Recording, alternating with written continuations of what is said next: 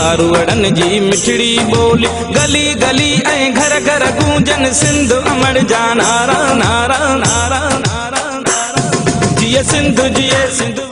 पूरी सिंध जियां 4 दिसंबर ते खैबर शहर में मल्हा बरादरी तरफां सकाफती रैली कढी वई। सकाफती रैली जी अगवाणी अल्लाह बचायो मल्हा, शबीर मल्हा, साईं बका मल्हा, अब्दुल वाहिद मल्हा, डॉक्टर इब्राहिम मल्हा, सदाम चौहान, ज़राब मल्हा कई। जॾहिं सकाफती रैली में अताउल्ला मेमन, नफ़ीस कमरानी, हाजी खान मल्हा ऐं शहर जा नंढड़ा ॿारनि बि रैली में शरीक थिया। रैली खैबर शहर जे अल्लाह बचायो मल्हा जी उताक खां मुख़्तलिफ़ हितनि खां थींदे खैबर नेशनल हाईवे खां खैबर प्रेस क्लब ते पहुती, जिते मुख्य तकरीब थी गुज़री, जंहिंमें शहरी तोड़े समाजी अगवाननि सिंध जी सकाफ़त ते ॻाल्हाईंदे चयो त सिंध जी सकाफ़त 5000 साल पुराणी आहे, जंहिंजो विरसो ऐं आसार मुंहनि जे दड़े मां मिलनि था, जंहिंखे असीं हर साल ईद वांगुरु मल्हाईंदा आहियूं। सिंध जी सूंहं, अजरक, टोपी, पटको, कुहाड़ी, मटको, रहणी कहणी महिमान नवाज़ी में शुमार थिए थी।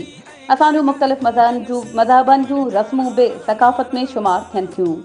वधीक ख़बरुनि ऐं अपडेट्स जे लाइ असांजे चैनल खे सब्सक्राइब कयो ऐं हा, बेल आइकन खे प्रेस करणु न विसारिजो त जीअं असांजी हर नई अचण वारी वीडियो तव्हां ताईं पहुची सघे।